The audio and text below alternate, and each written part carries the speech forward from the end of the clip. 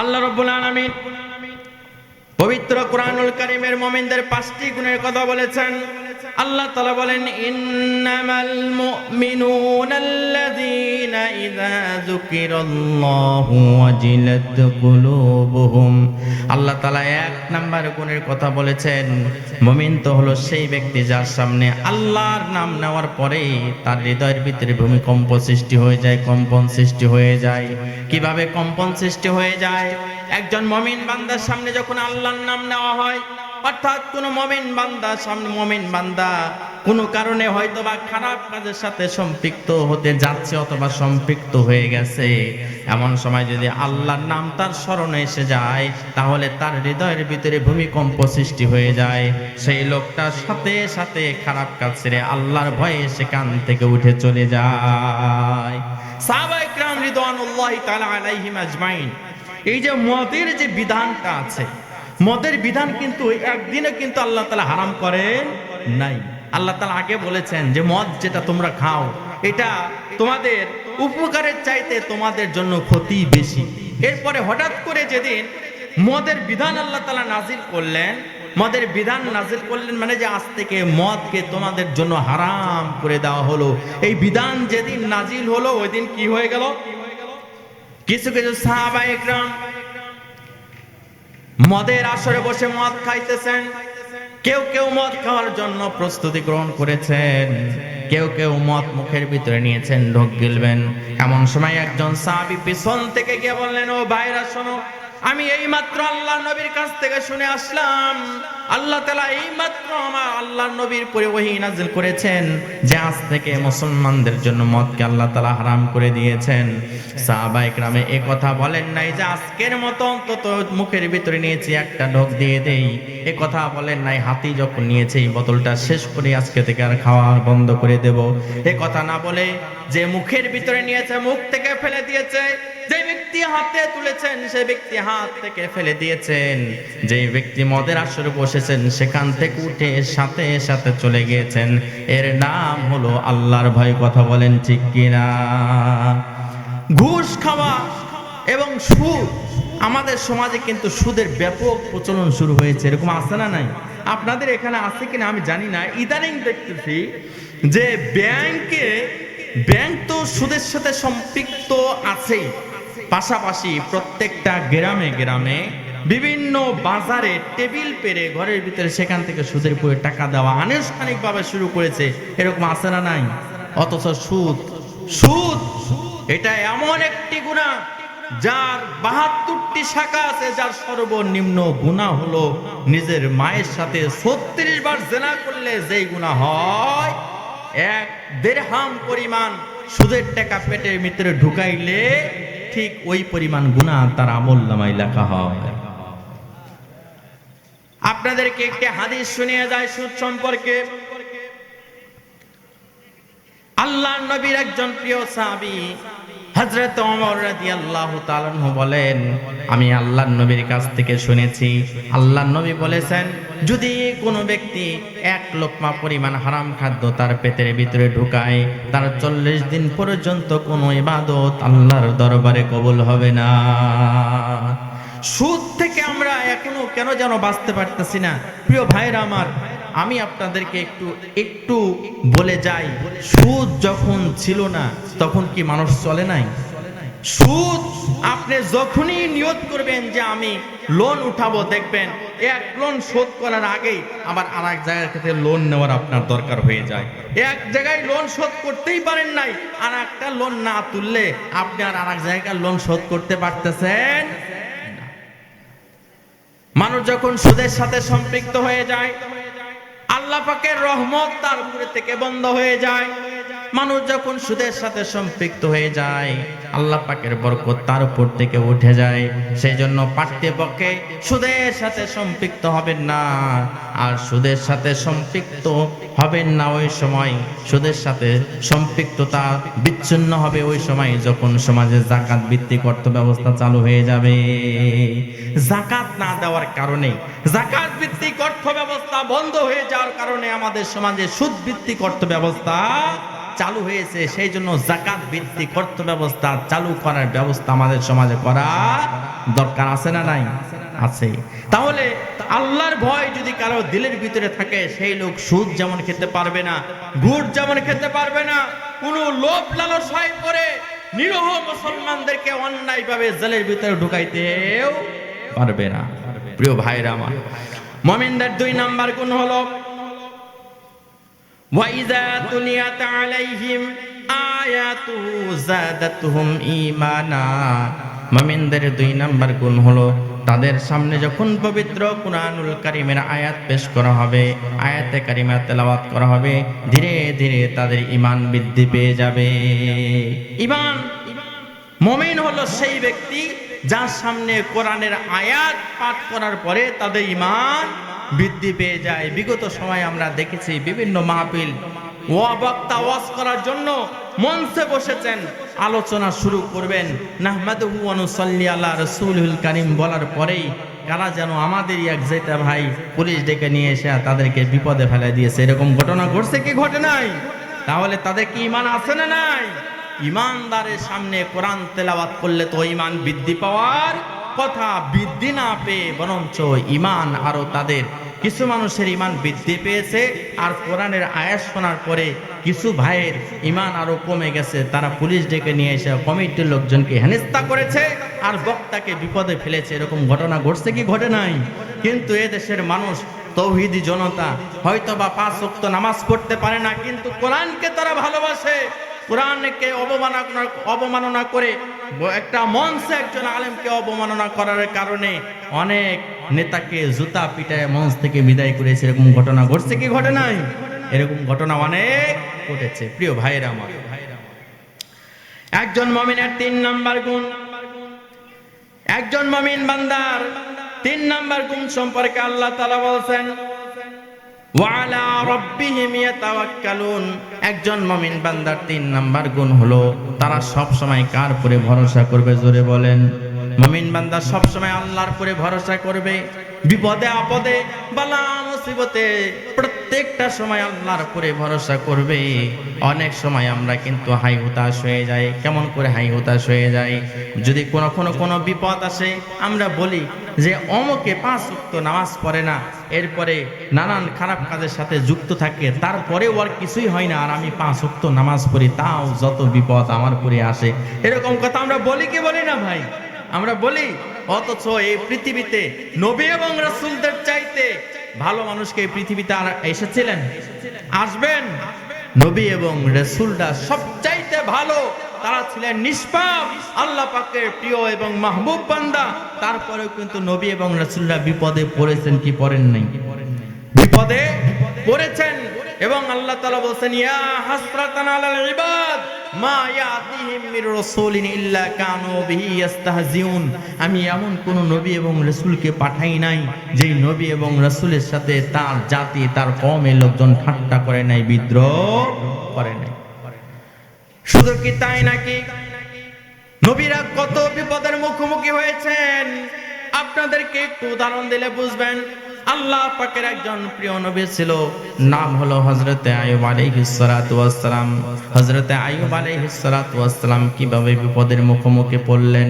নিজে ইবাদত বندگی করেন, রাজত্ব আছে, বাদশাহী আছে, টাকা পয়সা আছে, ধন দৌলত আছে, চাকর বাকর আছে, কোনো কিছুর অভাব নাই। একদিন আল্লাহ তাআলা ফেরেশতাদের সামনে ফেরেশতাদের সামনে তিনি আলোচনা করতেছিলেন যে আমার আইয়ুবকে আমি এত সম্পদ দিয়েছি, তারপরেও আইয়ুব এত ইবাদত বندگی করে, আমার কোনো একটা নাফরমানি করে না। এ কথা শয়তান যখন শুনতে পেয়েছে, শয়তান এবার আল্লাহকে ডাক দিয়ে বলে, আল্লাহ রে শোনেন, আপনি এত সম্পদ দিয়েছেন বলেই সে এত ইবাদত বندگی করে। এই সম্পদ যদি আপনি ছিনিয়ে নেন, তাহলে আপনার এই নবী আর আপনাকে এরকম ভাবে ডাকবে না। আল্লাহ তাআলা বলেন অসম্ভব, আমার আইয়ুবকে আমি সম্পদ দিয়েছি, এখন যেভাবে সে টাকাটা কি করে, এই সম্পদ যদি আমি ছিনিয়েও নেই, তারপরেও সে এভাবে ইবাদত বندگی করে। শয়তান এবার ডাক দিয়ে বললেন, আল্লাহ তাহলে আমাকে একটু পাওয়ার দিয়ে দেখেন, আমি একটু পরীক্ষা করে দেখাই। কয় ঠিক আছে, তোমাকে আমি পাওয়ার দিয়ে দিলাম। জঙ্গলের ভিতরে হযরত আইয়ুব আলাইহিস সালাতু ওয়াস সালামের বিশাল বড় উটের বহর।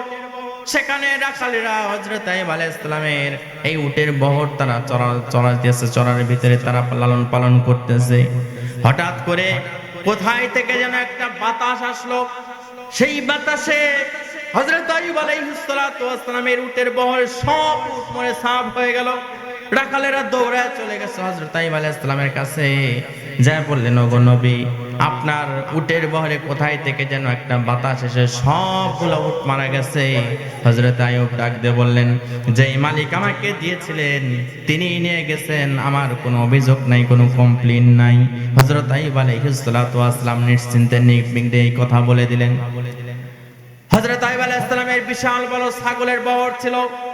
ছাগলের বাতান, বিশাল বড় ছাগলের বাতানের ভিতরে হঠাৎ করে কোথায় থেকে যেন একটা বাতাস এসে সবগুলো ছাগল মারা গেল। এবার রাখালেরা দৌড়ায় চলে এসেছেন। আসার পরে হযরত আইয়ুবকে ডাক দিয়ে বলেন, ওগো নবী আইয়ুব, এই বিশাল বড় ছাগলের বাতান কোথায় থেকে যেন একটা বাতাস এসে আপনার সবগুলা ছাগল মারা গিয়েছে। হযরত আইয়ুব বললেন, চিন্তার কোনো কারণ নাই, যেই মালিক দিয়েছিলেন তিনি নিয়ে গেছেন, আমার কোনো অভিযোগ নাই, কোনো কমপ্লেইন নাই, তোমরা এখান থেকে চলে যাও। এরপরে হযরত আইয়ুব আলাইহিস সালামের বিশাল বড় ক্ষেত, ক্ষেতের ভিতরে শস্য দিয়ে ভরপুর। হঠাৎ করে কোথায় থেকে যেন আগুন লেগে গেল। আগুন, তাতে কি হয়েছে, তাহলে আমরা খাবো কি, কিভাবে চলবো? হযরত আইয়ুব ডাক দিয়ে বলেন, চিন্তা করো না, কোনো ভয় নাই, কোনো চিন্তা নাই। আমার যে গুদাম আছে, বিশাল বড় রাজভান্ডার আছে, এর ভিতরে যে খাবার আছে 3 বছর পর্যন্ত এই খাবার খেলেও তোমাদের কোনো অসুবিধা হবে না। হঠাৎ করে ওই ধন ভান্ডার, ওই রাজকোষাগার থেকে কর্মচারীরা দৌড়ায় চলে এসেছেন। আসার পরে ডাক দিয়ে বললেন, ওগো নবী, আপনি যেই ধনভাণ্ডারের ভিতরে এতগুলা শস্য আপনি জমায়েত করে রেখেছিলেন, আপনি বলেছিলেন যে 3 বছর পর্যন্ত আমাদের খাবারের কোনো অসুবিধা হবে না, কিন্তু এবার আমরা দেখলাম ওই যে আপনার বিশাল বড় রাজভান্ডার, যেখানে আপনি এতগুলা শস্য জমা করে রেখেছেন, কোথায় থেকে যেন আগুন এসে লেগেছে, সবগুলো শস্য পুড়ে তো শেষ হয়ে গেছে, এখন আমরা খাবো কি? হযরত আইয়ুব আলাইহিস সালাম নিশ্চিন্তে নির্বিঘ্নে, আল্লাহ পাকের ভয় আর ভালোবাসা আছে যার হৃদয়ে, তার কোনো চিন্তা নাই। হযরত আইয়ুব আলাইহিস সালাম বললেন, চিন্তা করো না, যিনি আমাদেরকে সৃষ্টি করেছেন তিনি আমাদেরকে না খাওয়ায় রাখবেন না। হযরত আইয়ুব আলাইহিস সালাম নিশ্চিন্তে নির্বিঘ্নে আছেন, কিন্তু চিন্তা করতেছেন তার বাড়িতে যে সমস্ত কাজের লোক আছে, এই সমস্ত কাজের লোকেরা কি খাবে, তাদেরকে কোথায় থেকে বেতন দেবে? সমস্ত কর্মচারীদেরকে ডাক দিয়ে নিয়ে আসলেন, রাখালদেরকে ডাক দিয়ে নিয়ে আসলেন। নিয়ে আসার পরে বললেন, এতদিন পর্যন্ত আল্লাহ আমাকে সামর্থ্য দিয়েছিলেন, তোমাদেরকে লালন পালন করেছি, উপযুক্ত বেতন দিয়েছি, কিন্তু এখন আর আমার সেই সামর্থ্য নাই, তোমাদেরকে আমি ঠিকভাবে লালন পালন করতে পারবো না, প্রয়োজনীয় পারিশ্রমিক তোমাদেরকে আমি দিতে পারবো না, সুতরাং তোমরা আজ থেকে চলে যাও, তোমরা অন্য কোথাও গিয়ে কাজ করে খাও। হযরত আইয়ুব আলাইহিস সালাম একেবারে একা হয়ে গেলেন। ছেলেরা কোথায় থেকে, ছেলেরা যেই ঘরের ভিতরে শুয়ে থাকেন, এক ঘরের ভিতরে হযরত আইয়ুব আলাইহিস সালামের 11 জন ছেলে ঘুমিয়ে আছেন। কোথায় থেকে যেন একটা আতঙ্কা হাওয়া আসলো, আর যেই ঘরের ভিতরে শুয়ে আছে ওই ঘরের দেওয়ালটা তারপরে ভেঙে পড়লো, সবগুলা ছেলে একই সাথে মারা গেল। হযরত আইয়ুব আলাইহিস সালাম এবারও তিনি শুকরিয়া আদায় করলেন, আল্লাহর চিন্তা করলেন না। তিনি ভাবলেন, যেই সন্তানকে যে আল্লাহ আমাকে এই সন্তানগুলা দিয়েছেন তিনি নিয়ে গেছেন, চিন্তার কোনো কারণ নাই, ভয়ের কোনো কারণ নাই। হযরত আইয়ুব আলাইহিস সালাম এবার চিন্তা করলেন, বাড়িতে সেরকম খাবারের ব্যবস্থা নাই। স্ত্রীদেরকে ডাক দিয়ে বলেন, আমার স্ত্রীরা শোনো, তোমরা আমার কাছে দীর্ঘদিন পর্যন্ত ছিলে, তোমাদেরকে সুন্দরভাবে লালন পালন করেছি, তোমরা কি বলো, তোমরা থাকবে নাকি চলে যাবে? বলে, না থাকবো, আমাদের কোনো অসুবিধা নাই। এবার শয়তান মনে মনে চিন্তা করে, তার সম্পদ গেছে, ধন সম্পদ সব চলে গেছে, ছেলেরা পর্যন্ত মারা গেছে, কিন্তু এখন পর্যন্ত আইয়ুবের মুখে আল্লাহর নাম আছে, কিভাবে এই নামটা মুছে ফেলা যায়? এবার শয়তান হযরত আইয়ুব আলাইহিস সালামের শরীরের ভিতরে ঘা তৈরি করে দিলেন। শরীরের সব জায়গায় ঘা যখন ছড়িয়ে পড়লো, এই এক ঘা থেকে নিয়ে সারা শরীর থেকে দুর্গন্ধ বাহির হওয়া শুরু হয়ে গেল। সমস্ত স্ত্রীরা এসে বললেন, ও প্রিয় তোমার স্বামী, এতদিন পর্যন্ত আপনার টাকা পয়সা ধন দৌলত যা কিছু নষ্ট হয়েছে আমরা কিছুই বলি নাই, কিন্তু এখন তো আপনার শরীরটা পর্যন্ত শেষ হয়ে গেছে। সুতরাং আপনার কাছে একটা বিনীত অনুরোধ, আপনি যদি কিছু মনে না করেন তাহলে আমরা চলে যেতে চাই। হযরত আইয়ুব আলাইহিস সালাতু ওয়াস সালাম সন্তুষ্ট চিত্তে খুশি মনে ডাকতে বললেন, ঠিক আছে যাও, তোমরা চলে যাও। সকলেই চলে গেলেন, কিন্তু তাদের ভিতর থেকে একজন বিবি তিনি আর গেলেন না। তার নাম কি একটু বলতে পারবেন নাকি? আর বিবি রহিমা গেলেন না। বিবি রহিমা ডাক দিয়ে বললেন, রহিমা রে শোনো, সবাই চলে গেল, কিন্তু তুমি কেন চলে যাও না, তুমি একটু বলো না। বিবি রহিমা ডাক দিয়ে বলে, প্রাণের স্বামী আমার, এতদিন পর্যন্ত আপনার কাছে থেকেছি, এত নিয়ামত খেয়েছি, এত নিয়ামত গ্রহণ করেছি, আজকে আপনার এই বিপদের সময় আপনাকে যদি ফেলে চলে যাই, কাল কঠিন কিয়ামতের ময়দানে আল্লাহর কাছে আল্লাহ যদি আমার কাছে জবাব চাই, তাহলে সেদিন কি জবাব দেব? ওগো নবী, আপনি যতদিন পর্যন্ত আছেন ততদিন পর্যন্ত আপনার খেদমত করে যাব। বিবি রহিমা হযরত আইয়ুব আলাইহিস সালাতু ওয়াস সালামের খেদমত করতে থাকেন। হঠাৎ করে একদিন আশেপাশের লোকজন এসে ঘেরাও করে ধরলেন। শয়তান চতুর্দিকে প্রচার করে দিয়েছে যে আইয়ুবের শরীরের ভিতরে যেই রোগ শুরু হয়েছে, এই রোগের বাতাস যদি তোমাদের শরীরে লাগে তাহলে তোমরাও কিন্তু রোগে আক্রান্ত হয়ে যাবে, তোমরাও কিন্তু মারা যাবে। তাহলে কি করা যায়? সমস্ত লোকজন এক জায়গায় এসে বললেন, রহিমারে শোনো, তোমার স্বামীকে যদি তুমি বাঁচাইতে চাও তাহলে এই এলাকা থেকে নিয়ে অন্য কোথাও চলে যাও, তা যদি না হয় তাহলে আগামীকাল সকালবেলা তোমাদেরকে কিন্তু এই গ্রাম থেকে বাহির করে দেওয়া হবে। হযরত আইয়ুব আলাইহিস সালামের স্ত্রী বিবি রহিমা মনে মনে চিন্তা করলেন, সকালবেলা লোকজন এসে যদি আমার স্বামীর গায়ে হাত দেয় তাহলে এটা তো আমি সহ্য করতে পারবো না। সকাল হওয়ার আগেই বিবি রহিমা স্বামীকে সুন্দর করে কম্বল দেয়া পাছাইয়া যখন নিয়ে গেছেন লোকালয় থেকে অনেক দূরে, সেখানে বসবাস করেন।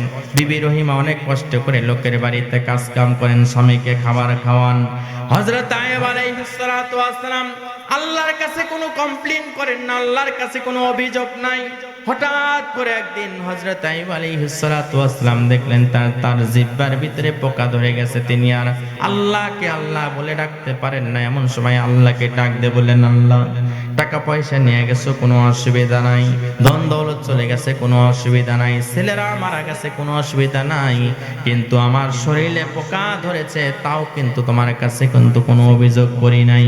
কিন্তু আল্লাহ রে, এখন যে আমার জিহ্বার ভিতরে পোকা ধরে গেছে, ইচ্ছা করলেও আমি আর তোমাকে আল্লাহ বলে ডাকতে পারি না।